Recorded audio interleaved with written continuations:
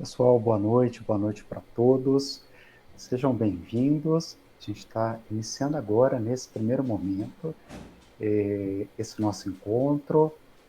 Vou esperar um pouquinho mais, só para a gente ver quem mais se conecta aqui com a gente, e aí a gente inicia esse encontro prazeroso aqui com a Jaqueline para falar um pouco sobre os processos defensivos do ego e pensar um pouco esse caminho do sofrimento aos sintomas, ver o que ela traz para a gente em termos de reflexões e contribuições clínicas aí para a nossa prática psicanalítica, tá bom?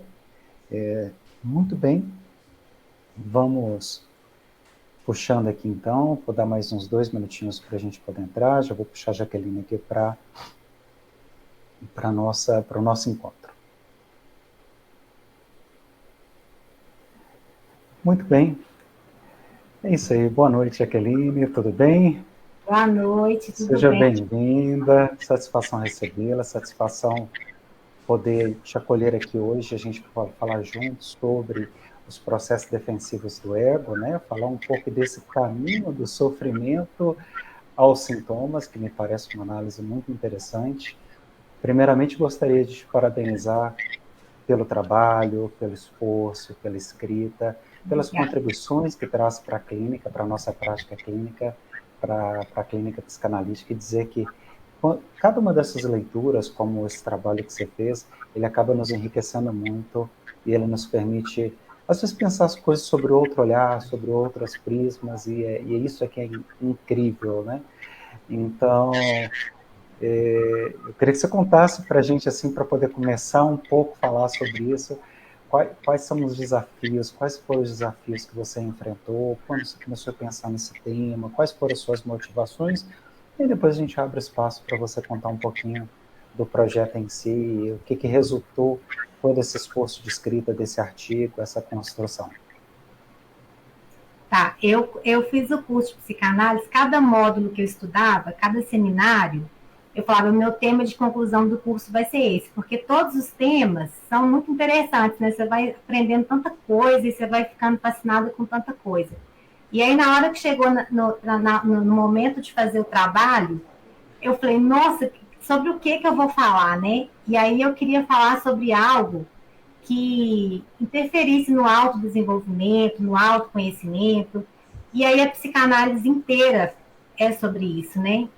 E aí eu me deparei com o tema os mecanismos de defesa e eu vi a importância que ele tem, né, e o impacto que ele tem na prática, na clínica, em toda a teoria. E eu escolhi falar sobre eles e eu fiquei naquele pensamento, né? O ego tentando fugir de um sofrimento e praticamente caindo em uma outra forma de sofrimento. E eu quis mostrar, né, tentar traçar esse caminho que o ego, que o mecanismo de defesa percorre, né? Desde que ele encontra com esse sofrimento até o resultado do sintoma, que também é uma outra forma de sofrimento. Então, o ego, ele tem um trabalho exaustivo que muitas vezes não tem um resultado muito positivo, né? Por causa da consequência. E aí os desafios foi encontrar os mecanismos. Eu tive que ler muito para poder achar os mecanismos, o conteúdo sobre os mecanismos, porque não tem um livro que fala sobre todos os mecanismos de defesa.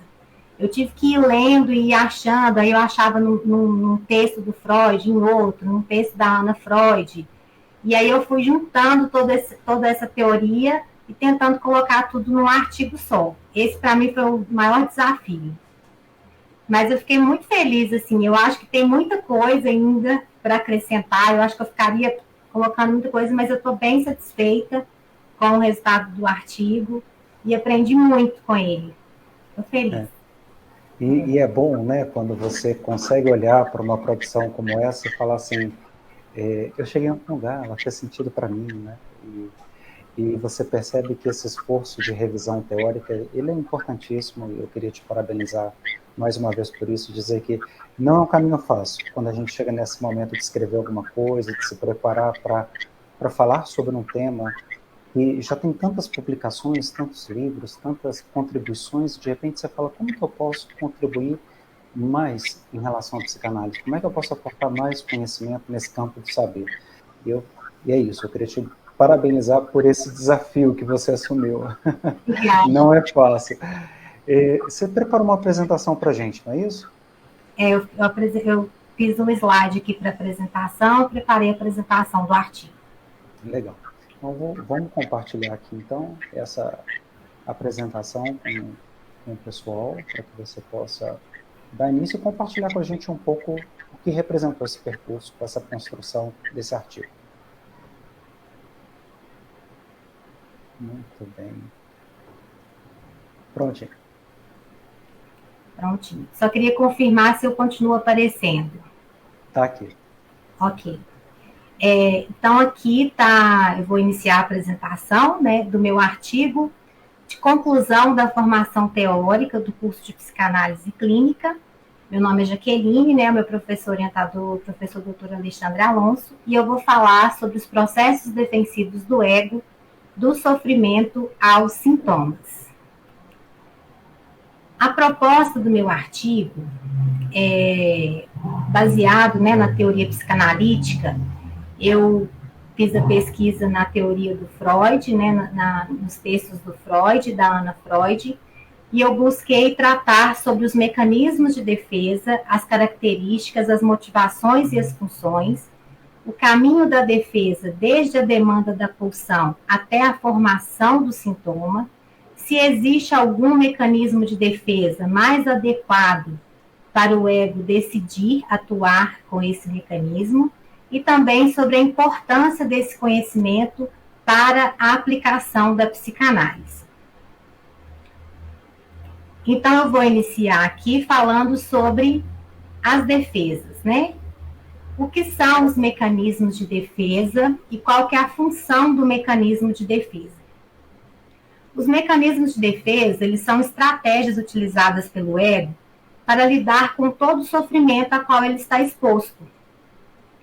Né? O ego ele precisa lidar com estímulos internos e externos e estímulos que geralmente causam sofrimento. E o ego ele usa o mecanismo de defesa exatamente para evitar o sofrimento, a dor e a angústia. Aí vamos então falar sobre o sofrimento, né? O que representa o sofrimento para o ego, né? O que é esse sofrimento que ele precisa utilizar a defesa. Então, eu vou falar sobre o sofrimento versus a felicidade. O que representa o sofrimento e o que representa a felicidade. O sofrimento e a felicidade está relacionado ao prazer e ao desprazer. Sofrimento está relacionado ao desprazer. Felicidade ao prazer. Não existe um sentimento que eu posso denominar o que é desprazer ou prazer. Na nossa psique, o sofrimento, né, o desprazer está relacionado ao acúmulo de tensão. O acúmulo de tensão gera desprazer. E a redução da tensão.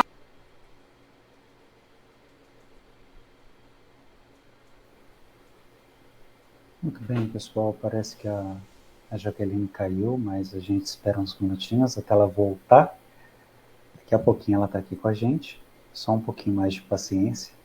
E ela já continua a apresentação, tá bom? De qualquer forma, eu já estou aqui curtindo bastante essas definições e entendendo um pouquinho do percurso que ela fez para chegar aqui, para poder apresentar para a gente um pouco desses achados, desse artigo, dessa revisão que ela se propôs. Vou continuar por aqui. Eu não sei se vocês estão me ouvindo bem por aí. Estão conseguindo acompanhar bem?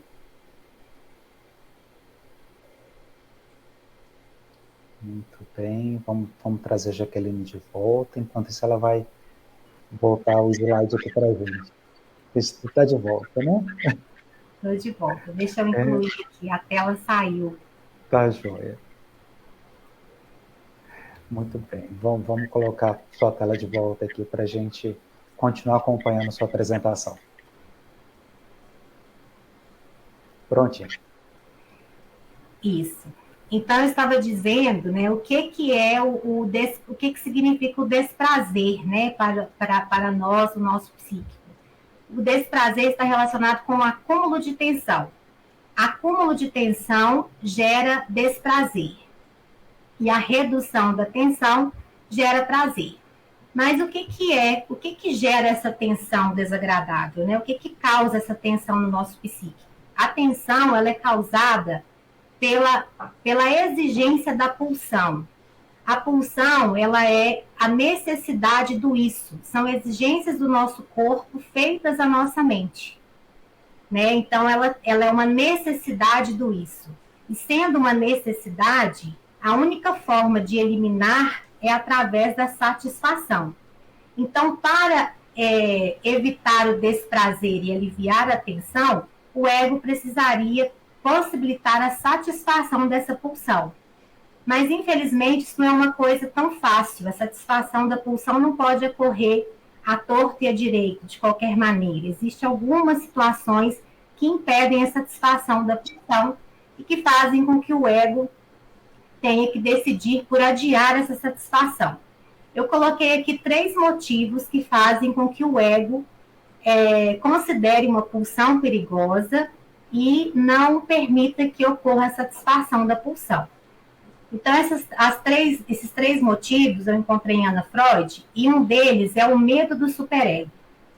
O superego é aquela instância que é a instância dominadora, é a instância, é a juíza, a que determina o que é certo, o que é errado, se deve ser feito ou não. E se o ego não obedecer ao superego, ele vai ser punido. E às vezes essa punição vai causar tanto sofrimento quanto a tensão desagradável. O ego, ele impõe um sentimento de culpa muito grande e isso causa muito sofrimento. Então, toda vez que uma pulsão exige a satisfação, o ego vai analisar o que o superego acha disso, se ele está de acordo ou não. Se ele não estiver de acordo, o ego não vai permitir essa satisfação. Um outro motivo é pela força da pulsão. A pulsão, ela tem efeitos, ela tem características opostas e forças que precisam de um equilíbrio no nosso psíquico. Nós somos seres instintivamente agressivos. Nós temos uma natureza agressiva, autodestrutiva, sexualmente agressiva, né, que vai totalmente contra a civilização. E se o ego permitir a satisfação dessas pulsões puramente agressivas e sexuais, isso colocaria a nossa autopreservação social em risco. Então, é um outro motivo para o ego decidir pela não satisfação da pulsão. E a terceira situação é sobre os afetos associados à pulsão. Se o ego permitir que essa pulsão seja satisfeita, isso pode gerar em nós sentimentos de muito sofrimento, como culpa, dor, tristeza, arrependimento, vergonha, e tudo isso traz muito sofrimento. E aí impede também que o ego permita a satisfação da pulsão. E aí a gente tem esse dilema, né? Se o ego não permite a satisfação, tem a tensão, gera sofrimento. E se ele permite a satisfação, ele também vai sofrer de alguma forma, né? Então, eu trouxe aqui um trecho do meu artigo que explica sobre, né? A Ana Freud explica um pouco sobre isso. Ana Freud diz que se a pulsão pudesse obter a gratificação, apesar da oposição pelo superego ou do mundo exterior, o resultado seria, em primeiro lugar, prazer de fato, mas secundariamente dor, quer em consequência do sentimento de culpa, quer pela punição infligida pelo mundo exterior. Por isso, a defesa é levada a cabo de acordo com o princípio da realidade. Sua principal finalidade é evitar essa dor secundária. Então, a principal finalidade do ego é evitar essa dor secundária caso a pulsão tenha sua satisfação contrária a todas esses 3 situações que eu citei anteriormente.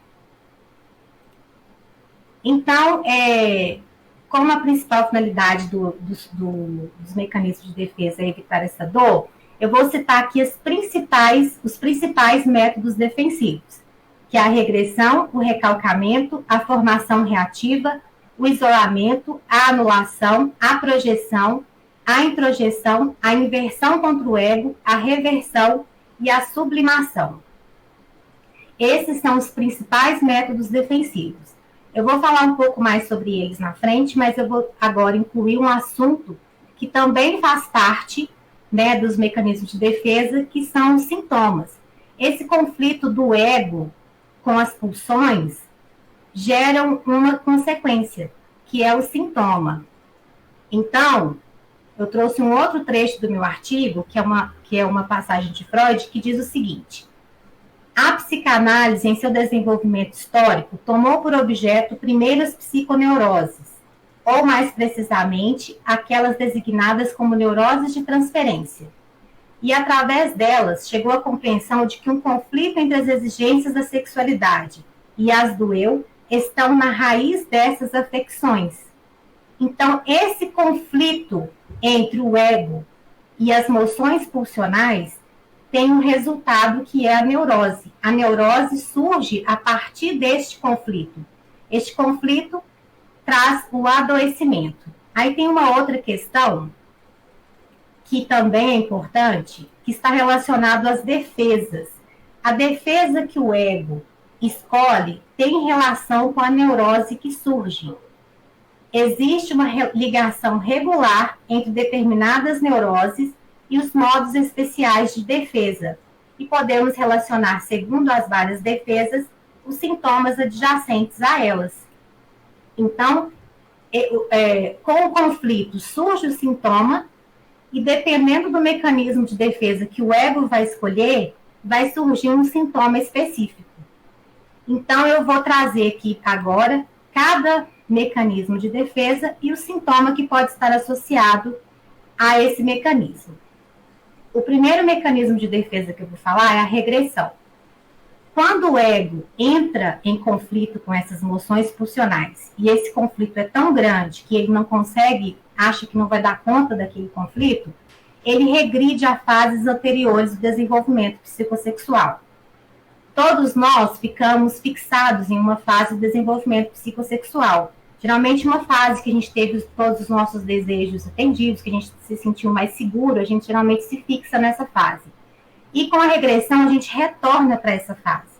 Mas essa não é uma medida muito inteligente, porque se a gente não está dando conta de lidar com os conflitos na situação atual, imagina regredindo a uma situação anterior da infância, né? Então, eu acho que o problema não resolve, só tem uma ilusão de que está resolvido. Então, eu coloquei aqui algumas possíveis situações que podem acontecer, como maturidade emocional, estagnação, dificuldade para lidar com frustrações. Um outro mecanismo de defesa muito importante é o recalcamento. O recalcamento é o mecanismo de defesa mais eficiente contra as moções pulsionais e consiste na expulsão de uma ideia ou afeto que cause conflitos. A ideia objetável é lançada de novo no id. Existe a exclusão da consciência dos representantes ideativos. Ou seja, o ego simplesmente exclui aquela moção, aquela necessidade para o id. Mas, como eu disse, a única forma de eliminar uma moção pulsional é através da satisfação, porque ela é uma necessidade. E ele excluindo para o id, ele não está eliminando, né? Ele está só resolvendo ali de forma paliativa. E essa moção pulsional vai encontrar uma forma alternativa de encontrar satisfação, uma satisfação substitutiva. E nesse caso, o sintoma que está conectado com o recalcamento é a histeria.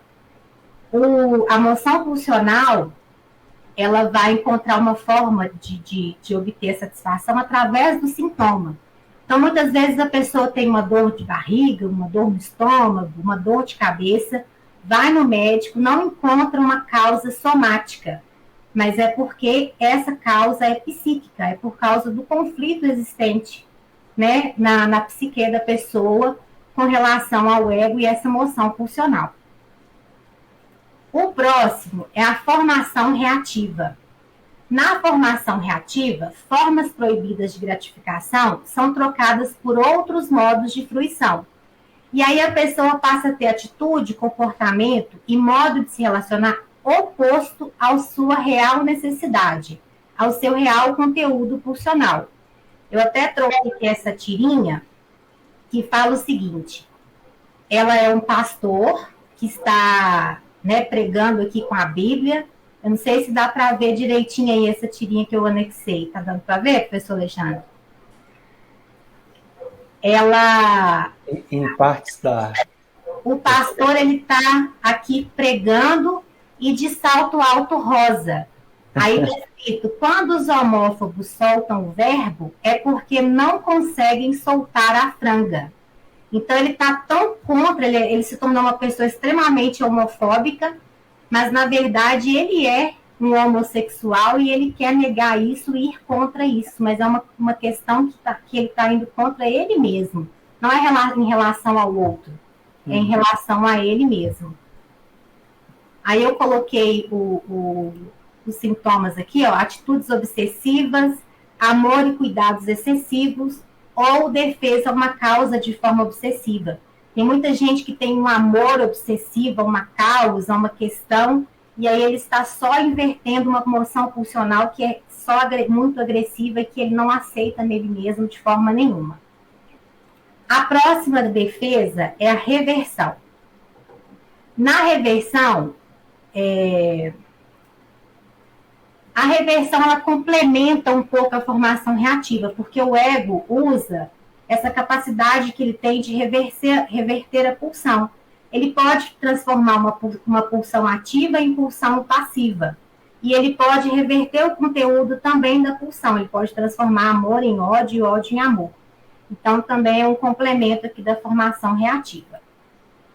O isolamento é uma defesa em que o ego separa o afeto da representação.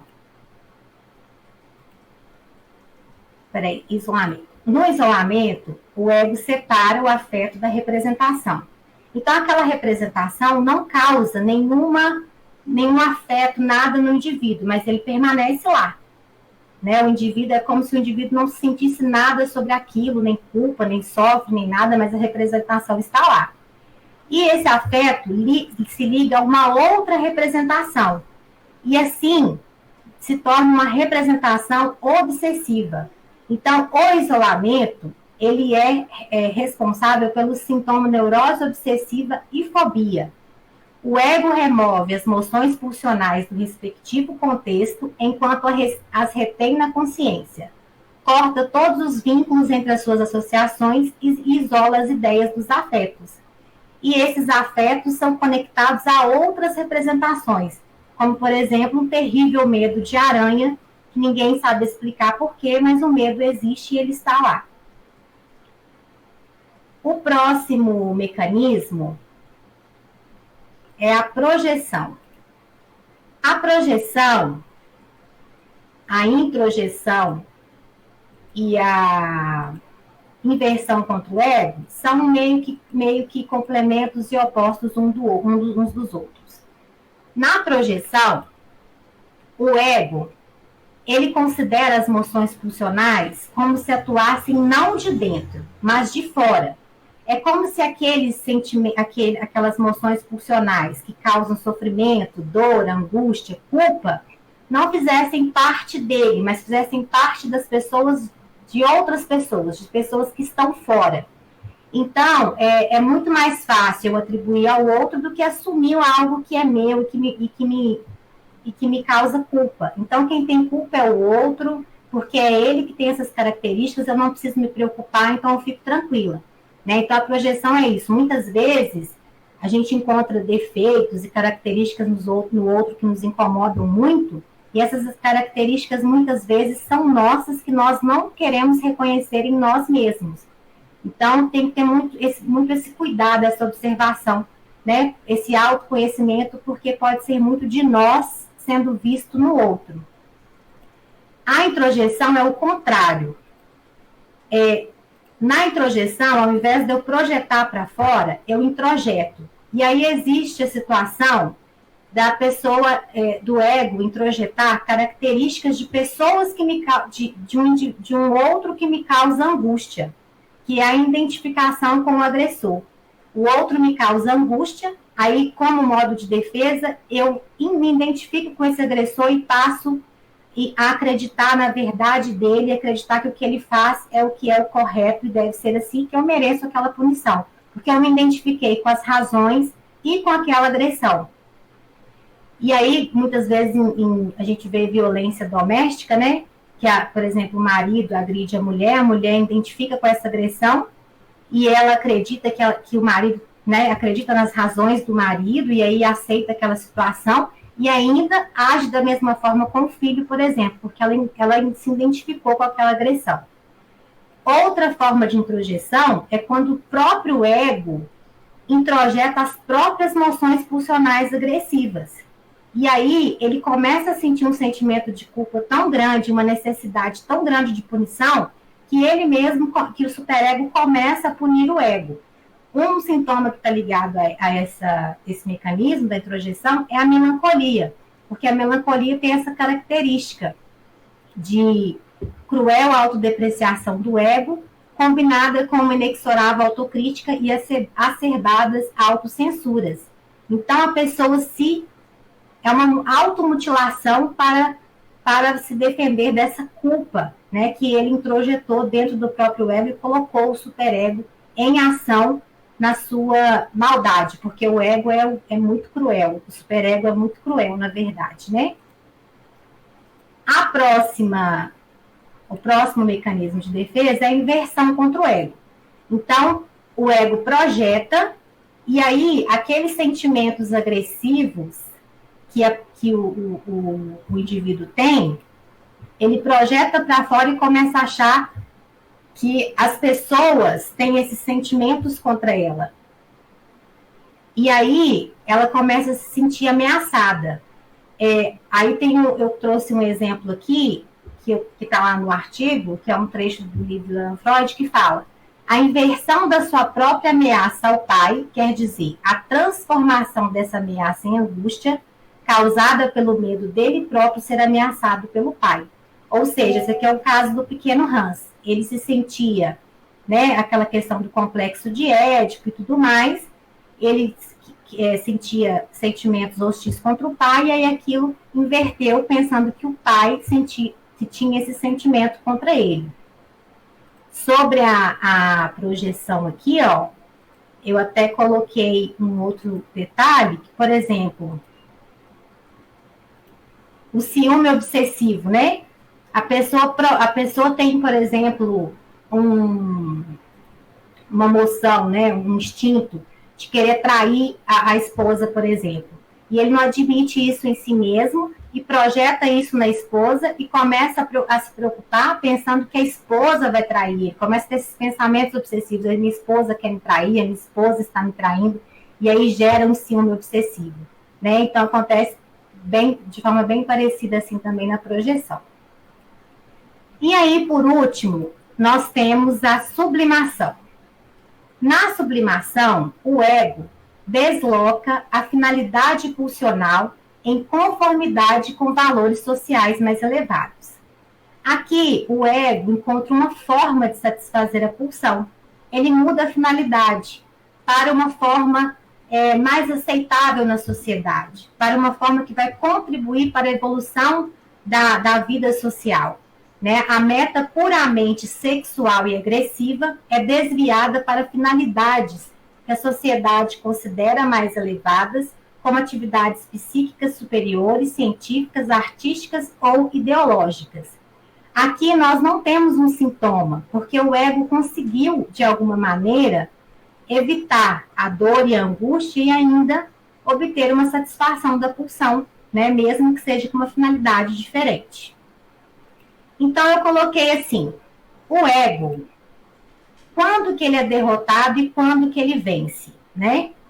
Ele vai usar o mecanismo de defesa e vai ser derrotado quando existir a formação do compromisso, existir o sintoma neurótico. E ele vai vencer quando? Quando ele conseguir restringir a dor e a angústia e conseguir possibilitar uma gratificação para a pulsão. O equilíbrio das relações entre o id, o superego e as forças do mundo externo depende do desempenho do ego. Então, como eu disse, né, na sublimação ele consegue, de certa forma, evitar a angústia, né, e ainda promover a satisfação da pulsão.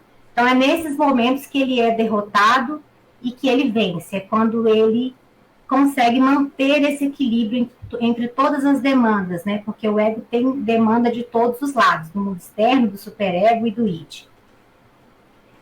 Muito bem. Então, conclusão. A minha conclusão foi a seguinte: o tema é de extrema importância para a psicanálise, porque aqui nós vemos como são motivados os comportamentos e ações das pessoas diante das frustrações, dos problemas e dos conflitos, né? E, mediante a essa atitude do ego, como que é formado muitos dos sintomas, né, que podem prejudicar a vida do indivíduo. A psicanálise é um instrumento que capacita o ego a conseguir a progressiva conquista do id, já que ela é essa investigação do inconsciente que possibilita a gente entender quais são as reais necessidades daquele indivíduo, aquelas necessidades que nem ele mesmo quer reconhecer, né? Mas que é necessário ele reconhecer para que ele tome atitudes mais conscientes e não atitudes inconscientes com os mecanismos de defesa. Porque não adianta fugir ou transformar ou se abster, porque de alguma forma aquela pulsão vai buscar a satisfação e ela vai aparecer. E aí eu coloquei aqui que a psicanálise também proporciona o fortalecimento e o amadurecimento do ego e torna o ego capaz de efetuar defesas mais eficientes, como a sublimação. E sobre aquele questionamento que eu fiz lá no início, né, se existe algum método de defesa mais assertivo para o ego usar, é exatamente a sublimação, que é essa vicissitude mais importante que um instinto pode experimentar. Então, eu tentei resumir aqui nos 25 minutos, eu não sei nem se eu passei, mas era essa a apresentação do meu artigo. E é isso. Obrigada, professor Alexandre, por me ouvir. Que isso.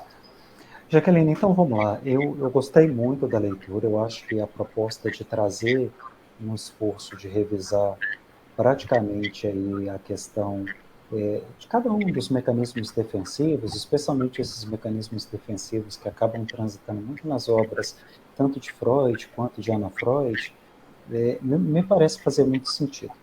Mas você propõe, né?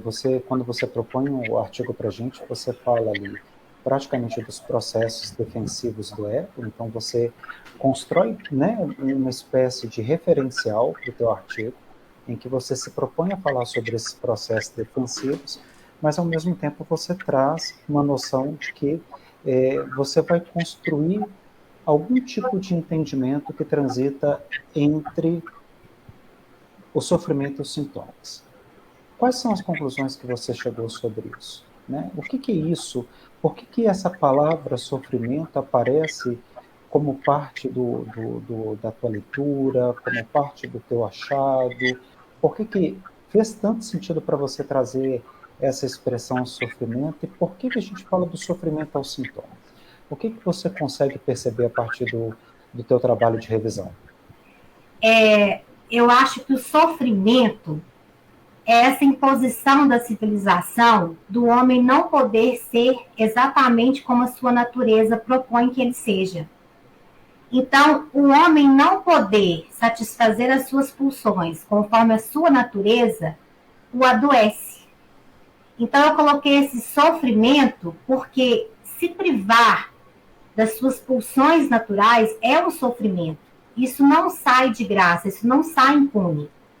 Então, você ser algo, né? O ego, a gente viu que o ego cria estratégias para você ser exatamente o contrário da sua natureza, para você, colocar isso no fundo do baú e esquecer que isso é a sua natureza, né? Para você transformar a sua natureza em uma coisa oposta. Ou seja, o ego tem que criar estratégias para transformar a nossa natureza, as nossas reais necessidades, em coisas que se ajustam à realidade, ao princípio da realidade. A gente tem que adiar esse prazer, a gente tem que se tornar pessoas, a gente tem que se adequar a essa realidade, e tudo isso causa muito sofrimento, porque a nossa pulsão sexual, a nossa natureza instintiva, ela existe para ser satisfeita, e essa não satisfação gera sofrimento. Então, esse do sofrimento aos sintomas, eu quis mostrar exatamente isso, que quando eu sou impedida de ser conforme a minha natureza, eu sofro e logo eu adoeço. Então, foi por esse caminho que eu quis seguir. Então, o ego utiliza defesas para me livrar do sofrimento, mas ele me adoece. Então, isso é um paradoxo, né? Então, eu Total. Agora, você traz uma noção de ego como uma espécie de divisão interna, né? Como se nós fôssemos seres divididos, cindidos, sabe? Despersonalizados. Eu fico me perguntando se esse ego não tem um pouco mais a ver com a nossa capacidade de perceber algumas questões, algumas imposições que são maiores do que a gente, são culturais, são civilizacionais, são, sabe, enfim, éticas, morais e tudo isso aquilo que nos é imposto. E se quando a gente fala de um esforço do ego, a gente não estaria falando de um esforço nosso de se adequar a essas realidades, a esse mal-estar social, a esse mal-estar civilizacional. Porque me lembra um pouco disso, né? Porque será que sou eu que me impeço do gozo? Ou esse impedimento ele já existe e o que eu faço de alguma forma é tentar flexibilizar essas estruturas? Eu fiquei me perguntando um pouco disso, até porque quando a gente começa a estudar a psicanálise, claro, o Freud ele usa uma analogia fascinante, que é essa coisa do arqueólogo, essa coisa meio topográfica, mas a gente acaba vendo um pouco as instâncias psíquicas como uma espécie de divisões de camadas realmente. E quando a gente passa a ver isso em camadas, a gente deixa de se ver nesse lugar de quem faz escolhas ou de quem, né, internaliza determinadas proibições ou se impede do gozo, se impede de viver algumas questões em função do nosso próprio processo adaptativo. Então, acho que você trouxe um viés ao longo do teu artigo e ao longo da tua fala, que é um esforço adaptativo que a gente constrói, um esforço, né, de se adequar a essa realidade, de se preparar para essa realidade, de viver nesse mundo, de entender o que são proibições e o que eu internalizo como proibições, o que me guia e o que não me guia. Então, eu fiquei curioso, porque você fala, né, muito sobre a questão de cada um dos mecanismos defensivos, que eu acho que é muito legal, porque a gente acaba vivendo uma revisão, mas a gente conhece esses mecanismos, talvez nem com tanta profundidade, nem com tanta delicadeza como você propôs ao longo do seu artigo, mas a gente consegue ver isso, né, ao longo do curso, mas muitas vezes a gente fala, mas como que é isso, né? O que é esse processo defensivo? Eu escolho me defender? Ou isso é parte já de um sintoma, a defesa como parte de um processo defensivo do ego? Né? Então, eu entendi isso, assim, que a defesa ela vai se construindo e sendo usada na medida que vai acontecendo o nosso desenvolvimento, a nossa vivência, as nossas experiências, né? Então, eu acho que é exatamente essa adequação. Eu existo num mundo que existe o outro, existem as regras e eu preciso me adequar a elas com tudo isso que eu tenho em mim desejando se manifestar, né? Então, eu acho que vem muito lá da infância, que eu acho que é a parte principal, né? Que a criança tem toda aquela energia para ser demonstrada e ela começa a ser podada e os mecanismos começam a ser usados ali e ela entende, opa, isso não dá para eu fazer, eu vou ter que fazer dessa forma, porque minha mãe não gostou, meu pai não gostou, né? Na escola, eu até assisti uma série na Netflix que chama M, não sei, M, ela fala M com E.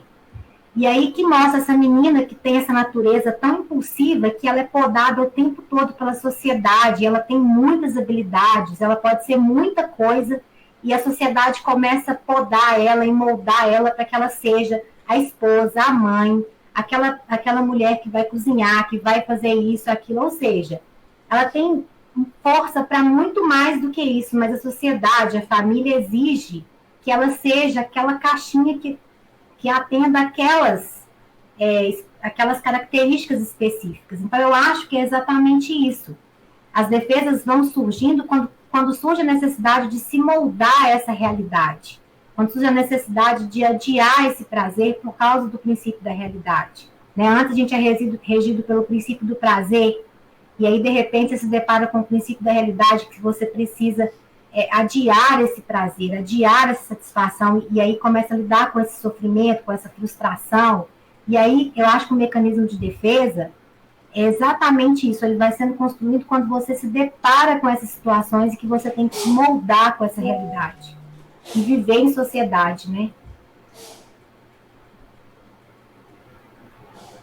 Não sei se... Claro, eu percebo que a Ana Freud, ela faz um esforço muito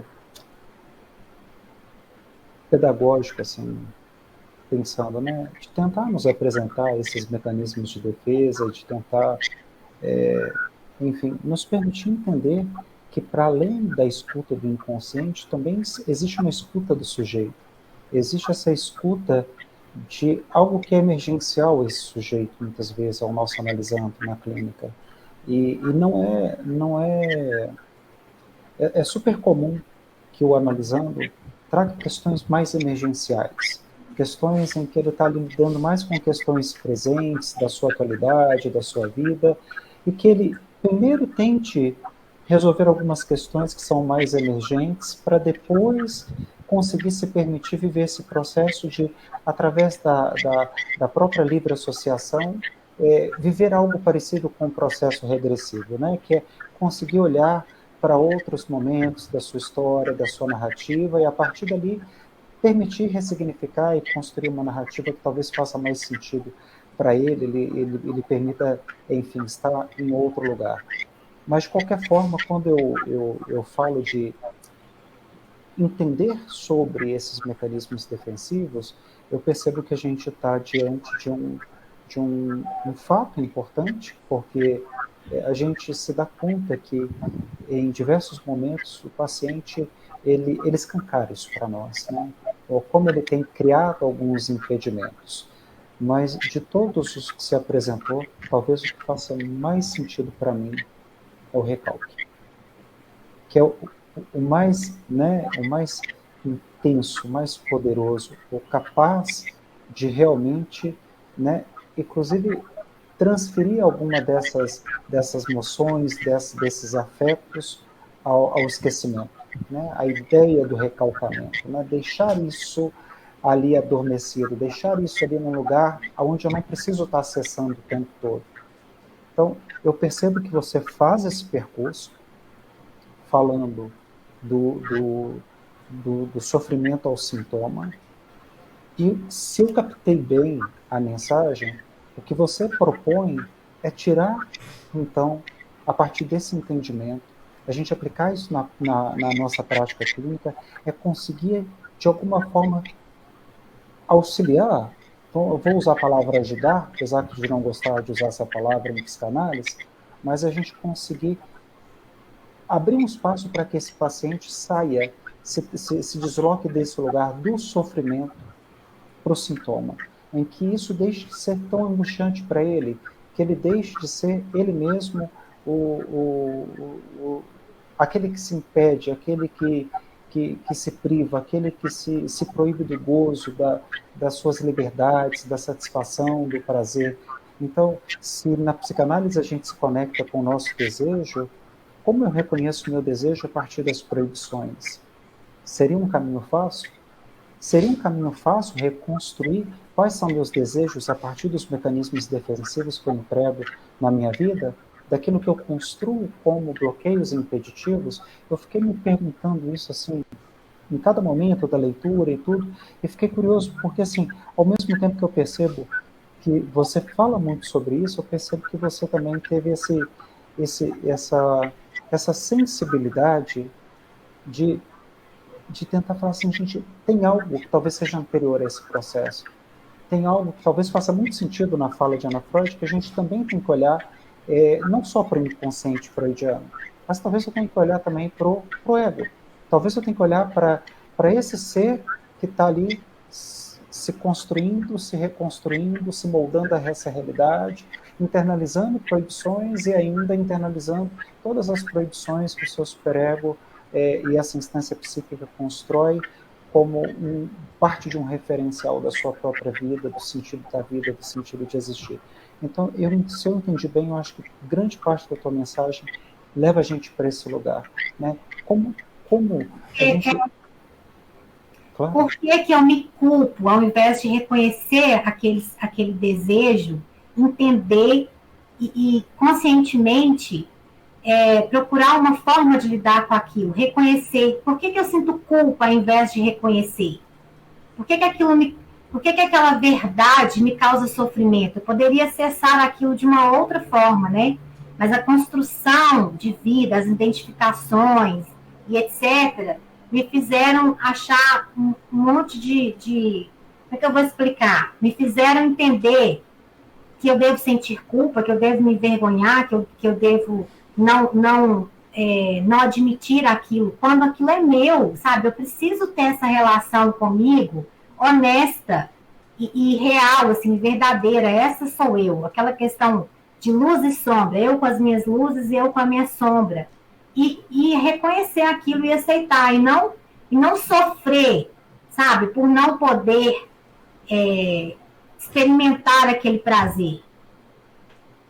Né? Essa coisa anterior, eu acho que é isso. Eu acho que não tem que ir do sofrimento e continuar sofrendo e ter um sintoma, sabe? Eu acho que a gente teria que ter esse reconhecimento do eu, das minhas necessidades, das minhas verdades, e esse reconhecimento.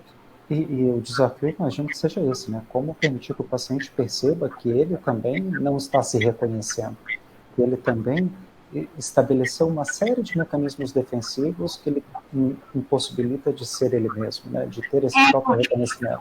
Esse uso do mecanismo é inconsciente, o ego nem sabe que ele está fazendo isso. Né? E isso fala muito do manejo clínico, né? A habilidade do analista de, em momentos oportunos, que ele conseguir devolver alguma interpretação para o paciente, mostrar, olha, né, isso não tem cara de negação, você não acha que você está negando isso, não faz sentido para você? Né? Então, acho que tem um pouco desse movimento também do próprio manejo clínico, e como que muitas vezes o analista percebe isso, mas em que momento comunicar isso também para o paciente, né? Em que momento dar a ele essa interpretação, porque pensando nas defesas, se eu encontro resistência, se isso não é bem comunicado no momento certo, isso pode aumentar ainda mais as resistências do paciente no processo terapêutico. Então, eu acho que tem que correr livre até ele ter esse insight sozinho, né? Porque eu acho que se não tiver esse reconhecimento, esse entendimento, eu acho que não vai ser resolvido. Muito bom. Pessoal, eu queria dizer o seguinte, esse artigo da Jaqueline é sensacional, é uma boa revisão, ela se propôs a fazer um artigo de revisão praticamente teórica sobre os mecanismos defensivos. Acho que ela cumpre com aquilo que ela promete para a gente, ela traz insights importantes, inclusive eu trouxe vários exemplos aqui ao longo da apresentação dela, eu achei muito, muito carinhoso, muito didático da tua parte também. Eu acho que hoje a gente pode entender que esse esforço traz espaço para a gente pensar que existe lugar para pesquisar mais, para estudar mais sobre o ego, entender como que essa questão do ego se relaciona com a psicanálise, entender alguns movimentos ambivalentes, controversos que já aconteceram na psicanálise, em que alguns terapeutas acreditavam que bastava resolver as questões emergenciais ali do ego, já estaria tudo resolvido e que não necessariamente eu precisaria voltar em questões desse passado, dessas memórias, dos eventos traumáticos. Então, a gente tem várias questões. Então, o que eu gostaria de sugerir? Que a gente coloque, então, essa perspectiva para abrir campo para que a gente estude um pouco mais, para que a gente se prepare um pouco mais, para que a gente entenda que existe uma necessidade de ler e aprofundar um pouco mais, e assim que esse artigo estiver publicado, assim que ele já estiver lá na nossa revista de psicanálise, eu compartilho com vocês aqui também, para que vocês possam acessar, possam ler, possam tirar suas próprias conclusões e possam se enriquecer com essa leitura. Por hora, eu gostaria de parabenizar mais uma vez a Jaqueline pelo carinho, pelo cuidado, pelo esforço, pelo tempo que ela dedicou para preparar para a gente esse momento de fala, de de nos transportar um pouco para esse mundo que ela viveu, de investigação, de curiosidades e tudo. E é isso, Jaqueline, te parabenizar, não só por isso, mas por esse esforço importante que foram esses anos, né, já de dedicação, com estudo, com a sua formação teórica, com o seu processo de análise, com a sua construção, a sua jornada em psicanálise, e dizer que é assim que a gente se constrói como terapeuta, é assim que a gente se constrói como analista, né? Através dessa entrega, do estudo, do esforço de refletir mais, produzir conhecimento e falar sobre a própria clínica, experimentar a clínica, e se submeter à análise, que é parte desse processo, como você também viveu, eu sei que você vai continuar vivendo, estar na sua supervisão, se permitir estar nesse lugar. E eu acho que é isso que faz eu acho que nos permite falar de uma ética em psicanálise e de uma prática ética da clínica psicanalítica. Então, queria te parabenizar por tudo isso, te desejar felicidades agora nessa nova etapa, nesse novo momento da sua história de vida, e dizer que foi um prazer, uma satisfação ouvi-la aqui, escutar um pouco de tudo que você construiu, porque quando eu leio o artigo, eu faço a minha leitura, né? Eu vejo algo a partir da minha leitura, da minha interpretação. Mas quando eu te escuto, parece que eu vejo aquilo que estava posto, o desejo, a vontade, do que você queria falar, do que você queria discutir, o que você queria trazer para a gente pensar, e aquilo que também gerou inquietações e aquilo que também gerou esse desejo de aprofundamento. E é isso que nos constrói como terapeutas e como psicanalistas. Parabéns aí pela trajetória, viu? Peraí só, vamos tirar o seu microfone do mudo. Aí. Obrigada, professor Alexandre. Eu estou muito feliz de ter apresentado meu artigo hoje. Estou muito feliz de estar concluindo o curso. Para mim foi um desafio enorme, mas eu estou muito feliz com o resultado. Quero te agradecer muito por tudo, pela ajuda, pelos ensinamentos, né, pela trajetória toda. Tamo junto, viu? Eu quero seguir firme. A nossa caminhada é juntos. A gente vai sempre se apoiando nesse processo.